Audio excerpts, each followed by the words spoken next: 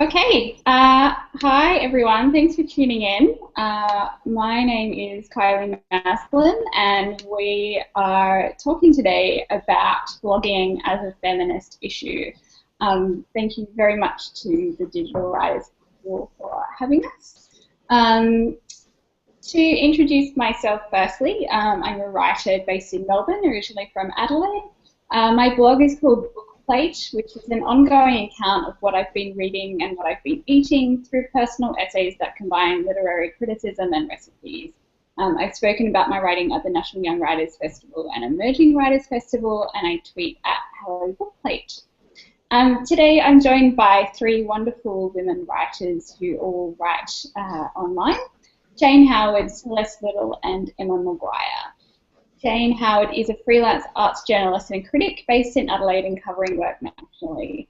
She is the theatre and performance critic for Kill Your Darlings and a regular contributor to Guardian Australia and The Lifted Brow. Her blog is sadly neglected but lives at noplane.wordpress.com, and instead she tweets at noplane.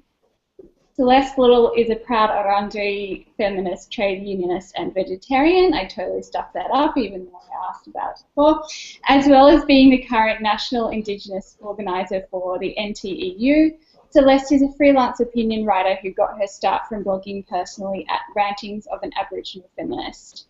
Celeste's work have frequently been published by The Guardian, Daily Life, and the former Tracker magazine, amongst others.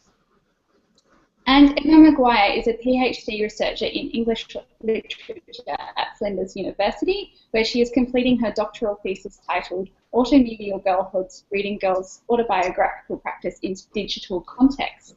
She is interested in autobiography, pop culture, digital media, and gender. You can find out more about her work at emmamaguire.wordpress.com. So we were going to kick off today by talking a little each about why we started writing online. Were we influenced by other blogs that we were reading, or did we sort of see a gap in online or print commentary that we could fill? Celeste, do you want to kick off by talking a bit about how you started your blog? A couple of reasons. So it initially started, I was having a conversation with two older politically active Aboriginal women and just sort of chewing the fat on various women's issues, and one day I just sort of said to them, because I was nearly finished my graduate diploma in arts doing a whole heap of political science subjects, and I was looking to channel all that new knowledge that I'd accumulated and the ideas that I was having. So I just sort of said to them, you know, I've been thinking about starting an Aboriginal feminist blog, and they encouraged me to do so. So that was pretty much it. There was a great big gap. I saw there wasn't a lot of Aboriginal women's writing, and particularly from when it came to our opinions, most of our opinions that were represented within the mainstream media were from the progressive side of Indigenous politics. From the conservative side of Indigenous politics. So the progressives, because we were the rebel, were kind of turning to methods of social media in order to get messages out. And this was one area where I felt that, you know, I could have some sort of contribution. But initially it was mainly to provide a place for other Indigenous women to talk about feminist issues relevant to us, I guess to reach out and diversify feminist discussions in general, so that there was an Indigenous presence that was going on within mainstream feminism in Australia. But just, yeah, my real hope was to actually start writing and encourage other people to write, and I've seen a lot of that happen since. So, yeah, basically that was it. I just wanted to channel some energy. Awesome. And Emma? So I'm not technically what you would call a blogger. I'm an academic, and so I'm probably more of what I'd say an enthusiastic observer of other people's blogs. But I do have a website that Kylie mentioned in my introduction. Thank you, Kylie. And that sort of works as my professional home, and I also have a blog attached to that.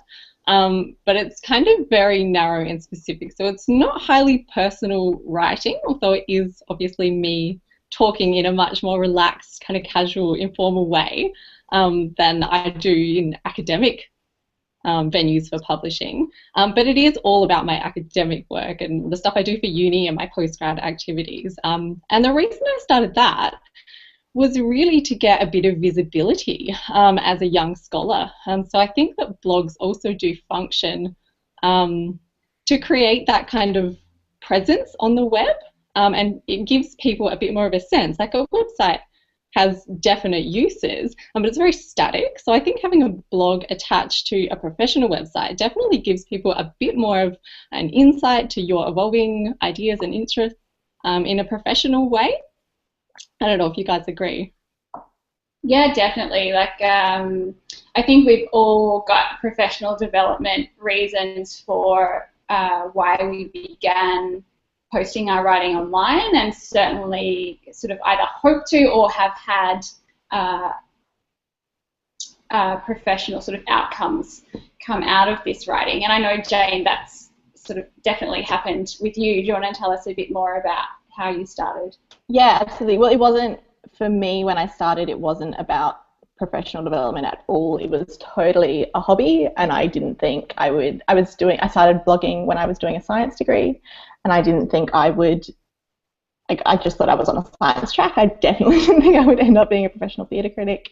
But I started. I was sort of bored of writing 5,000-word essays about the shoulder hairs on Drosophila flies, and I started writing about theatre as a hobby. And then I started sort of coincided when I started writing. I started reading people like Alison Croggan and her blog Theatre Notes, and that was this revelation that people were writing about theatre on their own platform without permission. And I was like, oh, I can write without permission. And so at the same time I was looking up to bloggers like Alison Croggan, I was writing in a city where the critical conversation was very dominated by old men. And so I definitely felt that. I think that really spurred me on in my writing and spurred people in to support me as a blogger, because I was writing from such a different perspective that didn't exist in this city, while also being inspired by other women who were writing the same sort of stuff in different cities. Yeah, cool. I mean, I started writing online for a very different reason. The main reading, like blogs that I was reading online, were actually to do with health and women's health.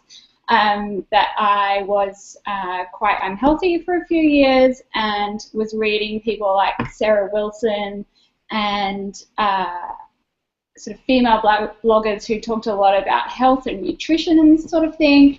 And then that kind of got put in a basket, and then I had always sort of been writing music criticism and reading a lot, and I wanted to make this like sort of new project that I could use as a way of motivating myself to write more often. So I started this blog called Bookplate, which is essentially a diary based on what I'm reading and what I'm eating, but in its development has actually brought in a lot of some of those original influences when I have recently sort of started to talk a lot more about my own health and issues that are sort of happening in my life, because as I'm reading, I'm pulling in other stuff that's happening in my life as I read this stuff. So I read books with this stuff in mind, I guess is what I'm trying to say.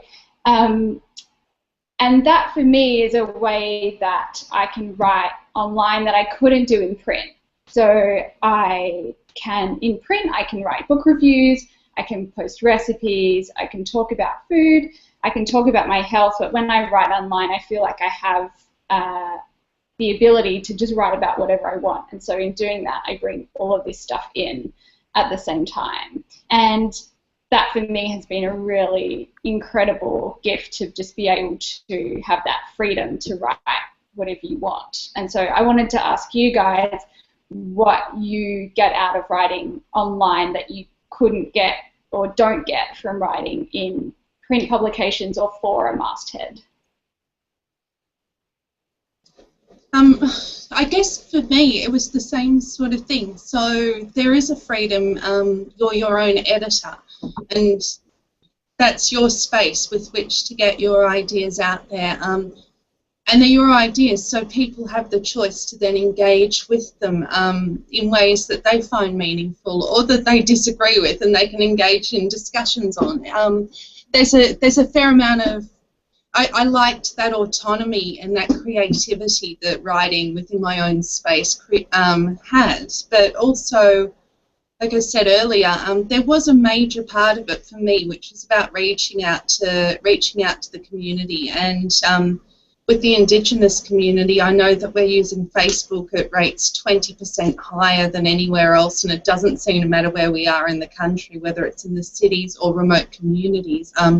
We really grabbed on to social media as a way of connecting communities across vast distances. So that was a huge part of it for me. I wanted the opportunity to actually have my writings connect with other people who thought similarly and would share them across the Indigenous grapevine, and that was invaluable. So getting that sort of feedback and finding out that it was okay to be playing with these ideas in this sort of field or whatever else was a huge part of it. But yeah, being your own editor is a really empowering sort of thing. It's, you know, if you're so constrained by mainstream media and guidelines and that to have that autonomy and to freelance in your completely own way is a really wonderful experience. That sort of connecting with the community is always very different than Celeste, but getting to write about, like, theatre is such a hyper-localised art form. It's, you have to be present, you know, for most theatre you have to literally be present in the room with it. And to be able to, I think that's the beautiful thing about writing, and why, like, there are two things about online is the idea that I can write long form. So on my blog, I would sort of, even when I started, I was sort of writing 1,000, 1,500 word reviews on the regular, where you look at sort of the advertiser, they're currently reviewing Fringe at the moment, and their reviews are all about 100 words. So there was the idea of being able to really give space and time to work in Adelaide, then to able to send that out to the world. And particularly, I have a lot of theatre friends, friends in the theatre community in Melbourne and Sydney, and spend a lot of time talking about theatre with them. But also, I read reviews, and there are people that read my reviews in New York and in London, and it becomes this whole international conversation about work that, I mean, they can't see that work, and I can't see the work they're writing about, but it becomes, yeah, I think that's what I like about writing, is that it becomes a conversation, and that's something that has to happen online, because they're not picking up the advertiser in New York. It's just not there. It's not on their radar. But through, and I think that's a lot through social media, you have these conversations, and then your writing hopefully becomes part of that international conversation. I wanted to say as well, while we're talking about community, the idea of community, Celeste, you mentioned in your activist communities, blogging has been absolutely an essential way to start those conversations and build those networks. And I think we've seen something similar happen in, I guess, a broader feminist, I don't know if you can call it a community. It's kind of like exceeding the bounds of the feminist community now. I will always remember 2014 fondly as the year that feminism became cool. And I think that's so much a part of it as an online movement. And so I think that I think blogging is certainly part of that community and that movement. I remember being on a panel last year where, who was it, Van Batten said feminists won the internet, because we, you know, we did actually grab it and run with it as a means of mobilising, as a means of sharing information. It's been incredibly important in activist circles. So yeah, completely agree with you. Yeah, I wanted to bring up, through my own experience of talking about books and the literary community, hashtags in feminism, and using that online as a way of sort of drawing attention to causes. So last year, Read Women was huge online in the literary community, and really pushing people to think about a balance of what they were reading, and I was really greatly influenced by it, learned a lot through it, really actively changed what I was reading. And now in 2015, that sort of moved into Review Women 2015, looking to not just read more women, but actively talk about it online, and giving those, you know, really making a conversation about what's happening in women's literature. Jane brought to our attention during the week an author who I adore, but if I was ever going to have my favourite problematic, it would be Franzen. During the week, he he basically has dismissed the author Jennifer Weiner's push for respect and reviews of genre women's fiction. He said things like that she was freeloading on the legitimate problem of gender bias, and that she is a very unfortunate spokesperson because she just tweets, which dismisses the 11 books that she has had published to date.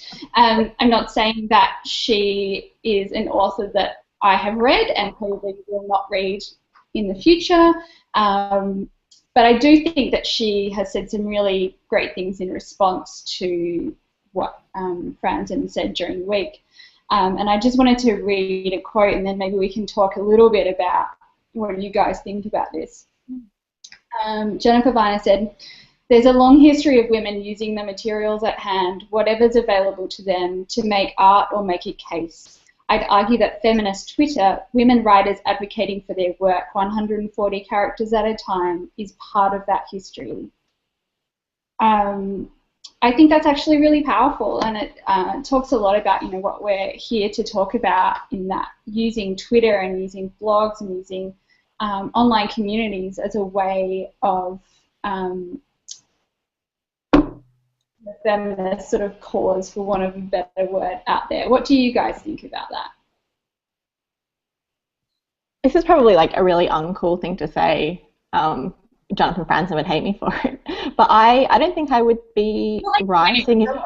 Yeah, no, but I don't think I would be writing if it wasn't for Twitter. I think the community that has offered me, and the conversations that it has offered me, and the audience and the peers has been immense to me as a writer. And that's where I get most of my reading material from, and a lot of that is feminist. I follow a lot of feminist women, feminist writers, and it completely informs my sense of the world, and that informs my writing. And I actually just don't know if I would be a writer if I hadn't found that community.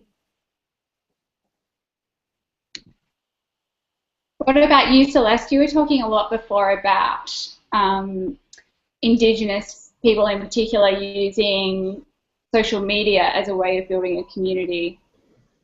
Yeah. I mean, even when it comes to the articles I write, a lot of the time I've seen that sort of stuff be shared amongst the networks, and because people are doing that and they're sharing me, they're sending me through news from what's happening across the country, I can draw on that. So that ability to share and know a little bit more beyond what's happening in your own backyard, and to be able to draw on it and draw parallels. I mean, I owe a lot to, definitely to the Indigenous. Same with feminists. So, that ability to actually share information and discuss it and be sent through it.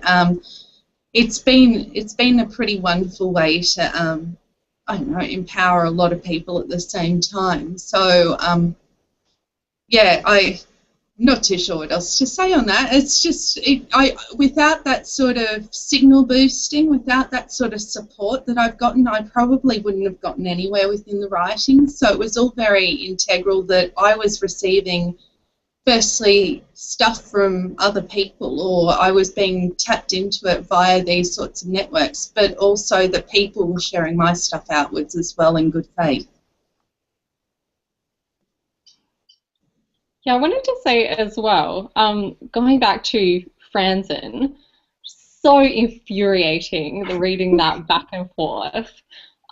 This idea, I think, the whole snobbishness around the literary industry just is so present in this debate.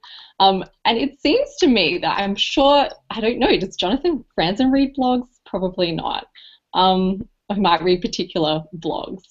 But it seems to me that, as Celeste and Jane, you were both saying, like, blogging, this is a way to get your writing out to readers who do crave this material. So the writing that women are doing, people want to read it. That's why women's blogs have become so popular. That's why there is this whole like series of online communities.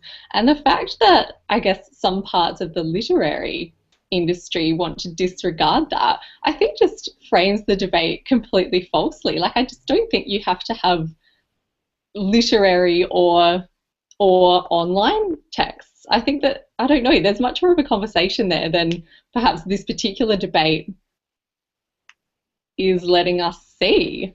And I thought that Viner's response was quite astute. I really enjoyed reading that, and thank you, Jane, for sharing it with us all before this session. I mean, why do you guys think that we've got to a point where there's this real stigma around the word blog? And I know I am quite shy about labeling myself as a blogger. I sort of tend to say that I write online when essentially what I'm doing is blogging. I just don't like the stigma that comes across with it. Why do you think, is this stigma because it's a female-dominated area for the most part, and it's sort of like a backlash in the same way that there is against chick lit, or what do you think? Maybe it could be any number of reasons. I think it's possibly tied up. Like, I mean, it's impossible to separate it from it being a women's issue.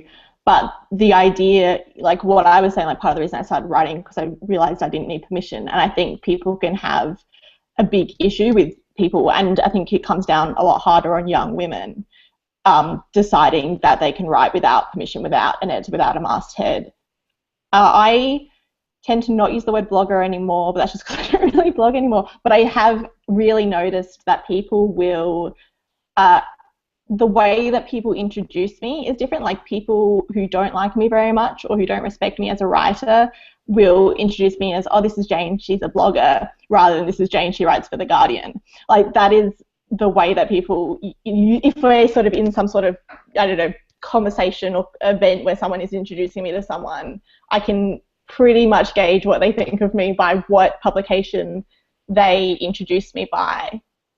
And I can understand, I want to be introduced by writing for The Guardian because it is a big masthead and because it has such culture behind it and because I worked hard to get there.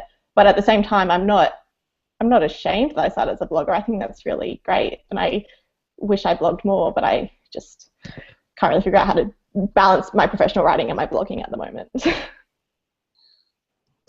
I think there's a load of intellectual snobbery that comes with the dismissal of a term like blogging, and I think that to a degree that's due to the fact that the people who held the power before a lot of the media moved online were, traditionally your white, wealthy, middle-class men, and blogging has allowed that power, that means of communication to be taken away from them a bit. So this is, those sorts of mastheads, those sorts of traditional publications are almost seen as better, as more pure, as, the more intellectual pursuit. And blogging is sometimes written off as self-indulgent or insular because it's happening from, one person's room, and they don't necessarily consider that the reach with blogging is international, that the sharing capabilities are phenomenal. It is a way of discrediting, well, in my opinion, it's a way of discrediting that dissent, those dissenting voices that never used to traditionally have a voice in the mainstream media. So I quite like to own the term blogger. I barely blog anymore myself. I wrote something on New Year's saying Happy New Year's, and that's about as far as I've gotten this year because I've been churning out articles everywhere else as well as holding a full-time job down. But yeah, that's where I started, and I'm pretty proud of that because without starting in that space, I wouldn't have initially had the connections into the community that I was trying to get involved in the first place. But I was picked up for publication within 6 weeks of starting my blog. So, other people wouldn't have been exposed to the sorts of views, and it's it's created a wider thing. So I'm very proud of coming from a blogging background, and maybe it's because I'm a bit anti-establishment as it is. Just, I don't know. It works for me. I really love that idea of owning Blogger as like a subversive identity. I think that's really cool, Celeste. Yeah, me too. I like it. And I think I agree with you both. I think there absolutely is a stigma around blogging, being a blogger, and what that means for you as an identity as a writer. But I do think that it's changing a little bit. Like I know, I'm not sure, Celeste, when you started your blog, or you, Kylie, but I know, Jane, yours was quite some time ago in internet years, so about sort of 2007, 2008, 2009. And like since then, blogging has changed immensely. So I think we're seeing so many, I don't know, it's just changing as a form, I guess. And people, I think, from my observations, are more popularly embracing really short forms of blogging. So Instagram and Twitter, those forms of blogging, which when they first started, like Twitter was called microblogging when it first came out, which is a term you don't hear anymore. We just think of it as social media. So I that's sort of an area that I'm interested in, this differential between what is social media, what is blogging, how are we defining these ideas, but also the interplay between the two. So do you guys ever use how do you use social media as writers? I think that's another way that women are certainly gaining audiences, is by using other forms of what we now call social media, but I guess still have links to blogging like Instagram and Twitter. What do you guys think about that? I use Facebook a lot. Facebook has been incredibly important with me when it comes to getting out messages, and for my short form rants, I kind of status update a lot. So that's been one way. And I've had to think about how I can limit Facebook recently, because my Facebook got bigger than Ben Hur. So creating a page to actually feed into various writings and ideas and political views that I had was one way that I got around it. But yeah, I'm still learning Twitter. Twitter's always a mystery for me, because it's really hard to rant a political point in 140 characters. But I do understand the reach of it. Yeah, I'm not so big on the photo sort of social media forms, so Instagram I don't even know what they're all called. But generally, I've used particularly Facebook not only to rant but also to feel out ideas. So sometimes I will write this short status update, and then the next thing you know, it features in an article that I write the next day for Fairfax or Guardian. Yeah, sometimes it's almost like a testing ground for these things. It's been really handy. Yeah, well, I use Twitter a lot, both personally and in promoting the writing that I've done. But I actually really enjoy it just as a news source. And as Jane was saying earlier, like I get a lot of my sort of research readings from Twitter. I can follow really interesting people and kind of pretend that I am a part of their community. I use Instagram. I'm a little bit shy about using that as a form of promotion of the writing that I'm doing as a blogger, only because I've sort of seen the other side of lifestyle blogs where it becomes really corporatized, the use of Instagram and Pinterest as just pure branding exercises, and you sort of lose that personal touch or the conveying of opinion by using these things rather than just like a little advertisement for my life that I blog about. And I think that's also probably why there has become a bit of a stigma attached to blogs, is that they have become so monetized in sort of lifestyle communities, and for a lot of women's issues they've become, you know, sort of really quite corporate looking, and so I'm very sort of hesitant about how I use Twitter and Facebook and this sort of stuff in writing. What do you guys think about that? I've definitely had people sort of say to me, just in terms of the corporatization of blogs, like, oh, you should just put ads on your blog. I'm like, no one is going to pay to advertise theatre in Adelaide on my blog. Like, I'm not a blogger with, you know, 1 million viewers that writes about lipstick where there is that sort of direct link to commercialism. It's just a different, like, that world of blogging is completely alien to me. But in saying that, there are a few, particularly like the sort of mummy blogger stigma is a bad title, but there are quite a few women in America that, you know, have made that their career, and they can be a stay-at-home mum and write. So it's probably not really stay-at-home mum, but I really enjoy writing them, whether or not they're sort of getting massive amounts of sponsorship. I think, yeah, I'm not sure where I was going with that, but there are lots of women that are making money, and I really enjoy reading them. But it was just never a part of the blogosphere that I thought I had anything. And is that perhaps, sorry, I was going to say, is that perhaps an issue of timing? Like, when you did start blogging, the blogosphere was really not as commercialized as what it is now, perhaps. I mean, now it definitely is commercially viable for women to be bloggers, which I think is part of it. I would be surprised if there was anyone that was starting now and was becoming commercially viable, though. I think it's probably women that were blogging sort of in 2007, 2008 and built up their audience, and then when it started becoming commercial, they could jump onto that.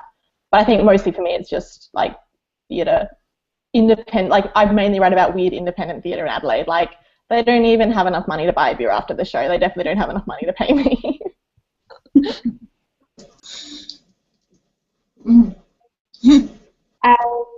No, you go, Celeste.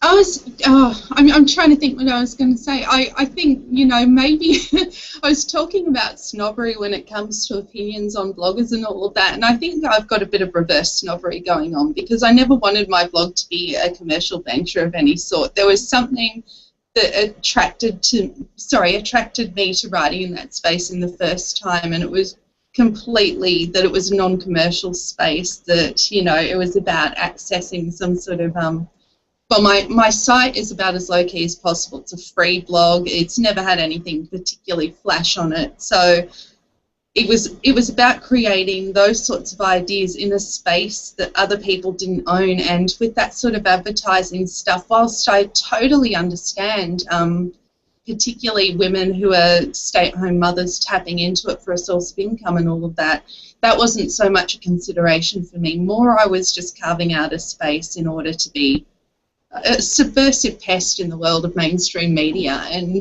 that seemed to work for me a bit. So, yeah, I understand why women do it. I think it's fantastic, and I think it's great that we're getting so many things that build up from initially really small sort of, well, free blogs like mine that end up being great big commercial ventures with numerous articles and advertising, and that's pretty awesome, and it didn't exist before, but yeah, it was never sort of my aim with my space. Yeah, I really like how when you do shy away from that commercialization, you gain back that freedom that you have of writing online. I think when you're accountable to making an income, or to advertisers, or to sponsors of any kind, I think that's when you take away your own freedom to be able to say what you want to say. And that, for me, this whole experimentation and being able to be your own editor is why you write online. Because if you wanted to write for a particular sponsor, if you wanted to write with a particular mindset in mind, I think you'd be much better off either writing copy or writing writing in a publication with a masthead to it and building up your name that way. We've had a tweet from Couples Project who said the thing that they love about blogs is you use an authentic voice. You have full autonomy and the door feels more open. And Alison Croggan, hi Alison, who says, speaking as an ex-blogger, I refused every offer of advertising on theatre notes. I valued its autonomy more than anything else. Alison had an incredible blog called Theatre Notes that was really influential in theatre and performance world, and is now, Jane, correct me if I'm wrong, is the critic for ABC Arts and has She's a performance critic at large for ABC Arts Online. Yeah, yeah. But I think that having her own voice and having that authority over her reviews that she was posting online gave her more credibility than having advertisements on the blog. What do you think, Jane? Well, I mean, sort of the point that I didn't connect before, but Alison's tweet makes clear is, you know, when we look at advertising in a traditional media organisation, there should be a really clear line between advertisements and editorial, and that's the way it's run. And so whatever is advertising doesn't influence the content. And the trouble is, if you're writing a blog and it's for most people, you know, as long as we're not talking about like the Jezebels of the world, it's a one woman or man operation, and so they are doing the content and they're doing the advertising. And I think, I think for what I do, I think theatre criticism is a type of news journalism, and I just don't think it would work. But I mean, I don't know, women who do it and are sort of lifestyle writers, I'm glad I didn't have to think about the balance, because I think it could be really tricky. And I think that's why traditionally, you know, obviously we're all like, yay, the internet, yay, blogging, that's the best. But the historical separation between advertising and editorial is really important. And I think that, we're talking about how not making your blogging practice monetized gives you more freedom as an authenticity as a writer, but I think that also impacts on your readership as well. People want to read blogs because they aren't fake and constructed and commercial. That's part of their draw card. So now that they are becoming a lot more monetized and commercialized, people using them to make an income off of advertising, I think it definitely changes the nature of blogs and how people are, I guess, reading them and seeking them out. Yeah, I mean, I want to be really clear here that I don't want to in any way sort of demonize people who are able to make an income from their blog. I think it takes a lot of work to do that, and it takes a really fine balance to be able to do it well. But yeah, I think it's just sort of an interesting discussion about drawing a line between autonomy over your own words. And having to sort of make allowances for those sort of commercial considerations.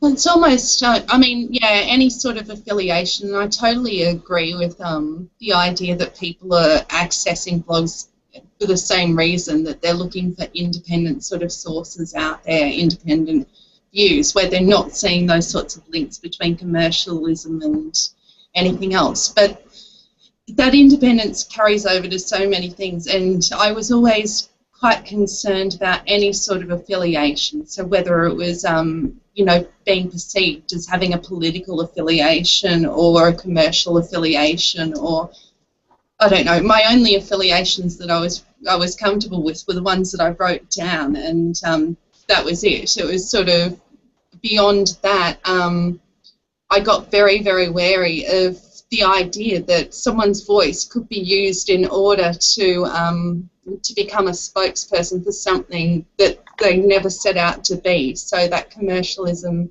ended up linking people into selling products, or I don't know. I think you all know what I'm saying. Yeah, it was through writing something, all of a sudden you get contacted, here's an ad, throw it on your page, and you get associated. You get all these associations which take you from the place where you started out to a place where you never want to be.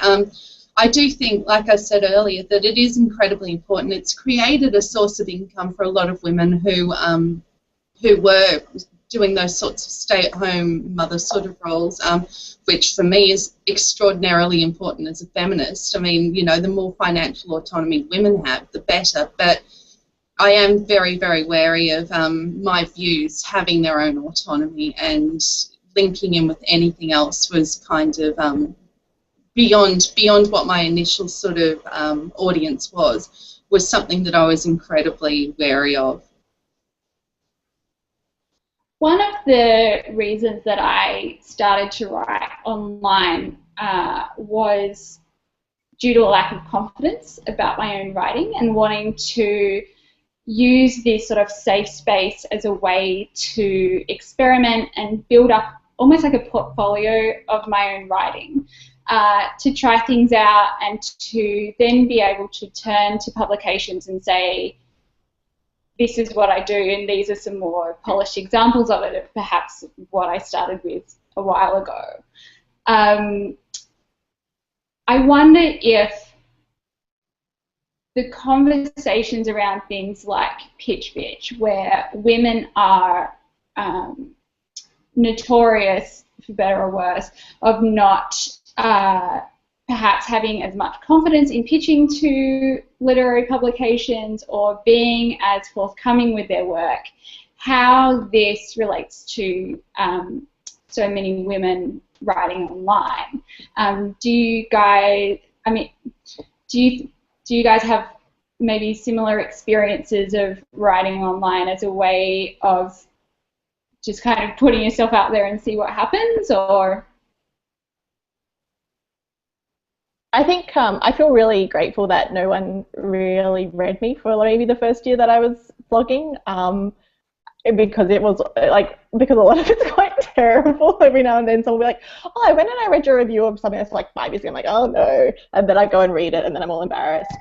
But I think there's a lot to be said in that no one read me, because I got to just sort of learn how to write on my own terms, and I didn't feel like there was any pressure that I had to be good or I had to be anything other than just putting stuff out on the internet. I think, yeah, I'm really thankful for that, actually. What about you, Anna? Do you think it's a good place for you to kind of experiment online without just putting it in your... Do you think, Emma, writing online is a good place for you to experiment without that fear of putting it forward to supervisors or putting it out into the academic world? No, actually quite the opposite. I feel very protective about what I put on my online, like what I represent online, and I would feel very hesitant about putting any of my academic work online, because it's really quite precious to me, and it almost feels kind of protected in the academy. Like, it will be read by people who kind of understand it, and luckily for me I have really nice supervisors, so I don't have to really worry too much about showing them my awful writing. But I definitely agree that, like, the internet is a great space for women to, like, try things out, be experimental, create like a home for them to express themselves, and I think that can be really encouraging. Like that quote that's going around out of Lena Dunham's memoir about the idea that women just telling their own stories is quite a radical thing, being the center of the story. So being able to tell your own story is quite empowering in itself. So yeah, I definitely agree that it can be an excellent thing. Perhaps not for me in my academic work, but definitely for others, for sure. I will just throw in, I was kind of a freak accident, so I don't know if I necessarily, like I said, I just started up my blog because I wanted a place to discuss Indigenous feminism, but I was published within 6 weeks of starting it, which never ever happens. You know, that is such a rare story, and the fact that I got contacted by an editor at Fairfax so soon that kind of blew my mind. I'm just sort of, why on earth do people want to publish me? I thought that, I think maybe it's the double subversiveness of being Aboriginal and a woman. I just assumed that it had no place in mainstream media at all. And so that was why I was taking up that space. And I pretty much got kicked into writing in the sorts of publications like Fairfax and The Guardian, because I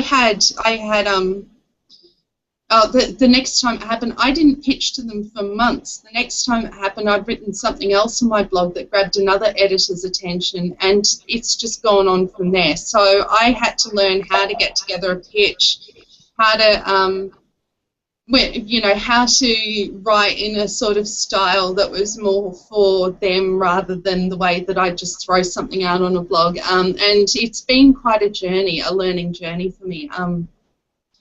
Yeah, there's a whole difference.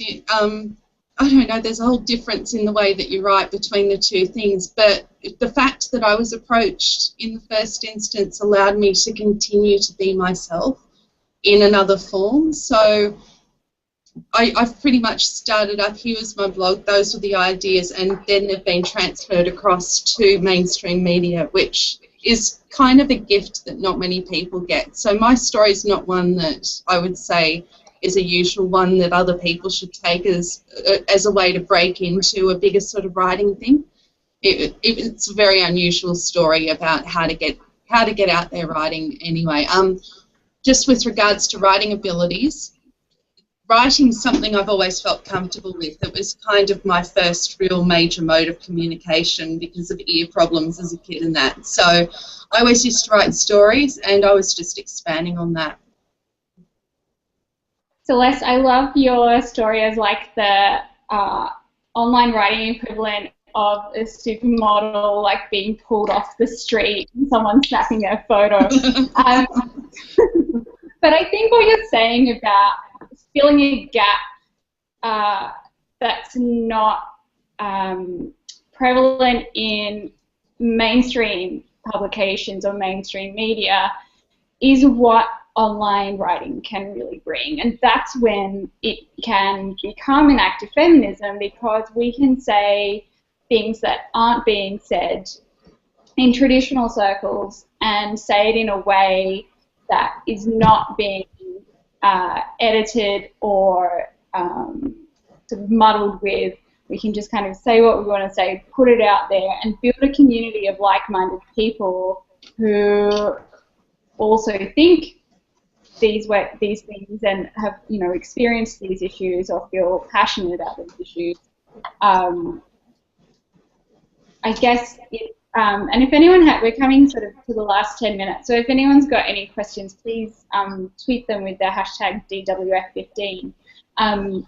But I wanted to ask you guys, moving forward in the next however long that we keep doing this thing, what do you want to get out of writing online, and how do you think we can keep using it as a way of building subversive voices or voices that are struggling to be heard in the mainstream?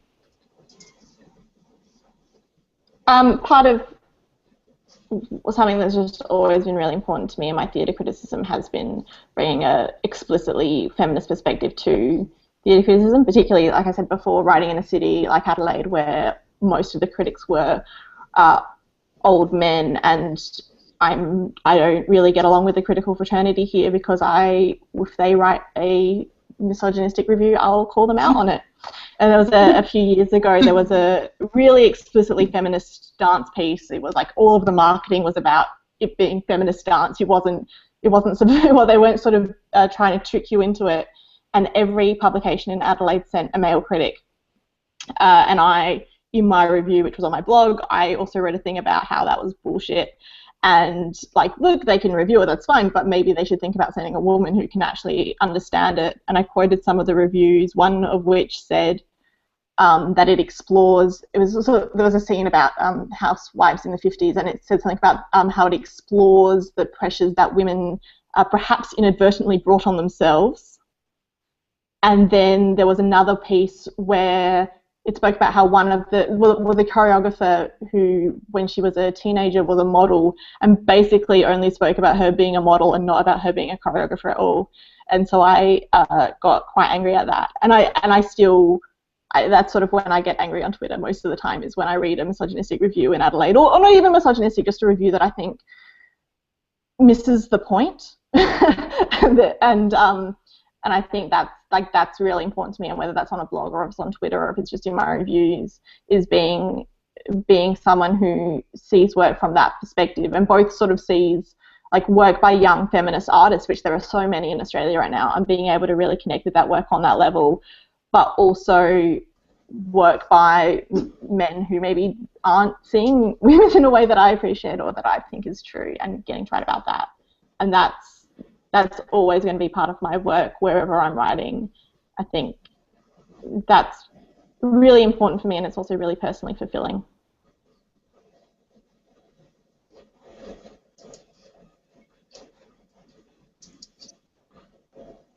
I was just going to say, I don't, from my digital writing, not so much, but I guess thinking of like directions for digital writing and blogging as a genre, in terms of feminism, as long as it keeps celebrating other work, not just online work, as long as it keeps celebrating women's creative and professional efforts, like I'd be really happy with that to just continue. That would just be great. I think that's the best thing that women's digital writing can possibly do, is put ourselves out there and celebrate the work of other women.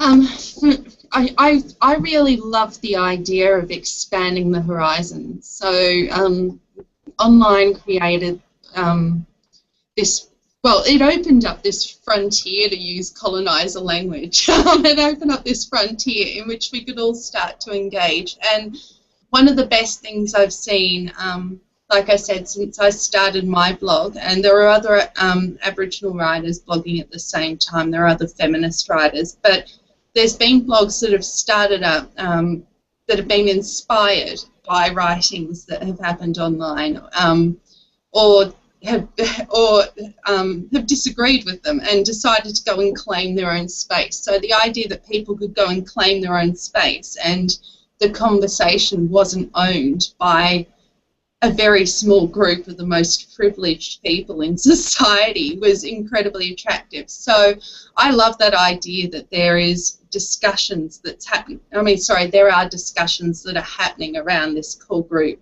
that used to run everything not that long ago. And what I'd love to see is this continual expanding of ideas.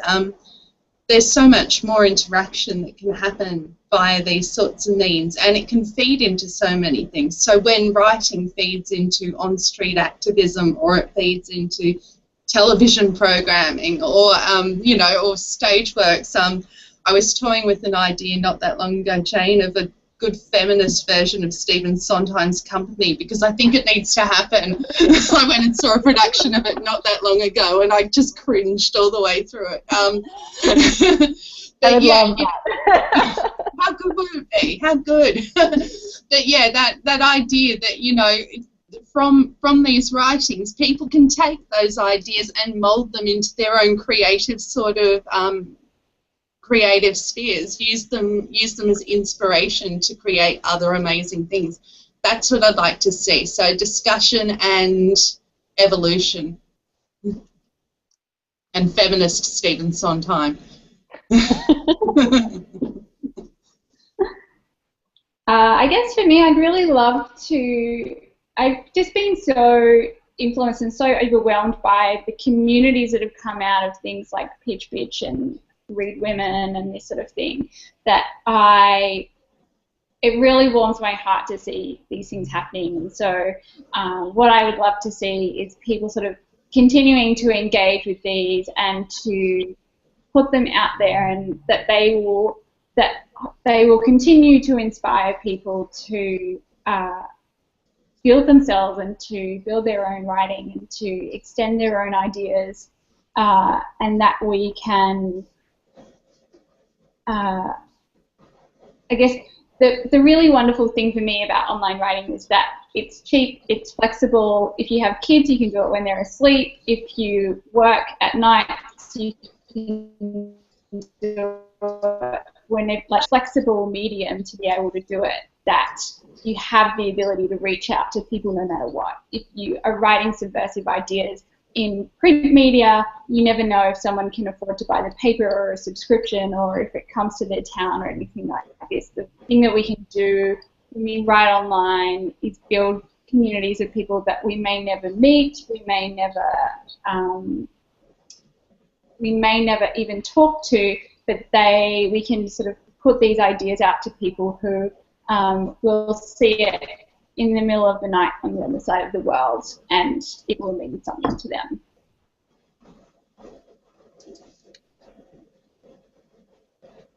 I'm just having a quick look online to see if there are any questions. Do Celeste, Jane, or Emma, do you have anything you'd like to say to sort of finish off our discussion?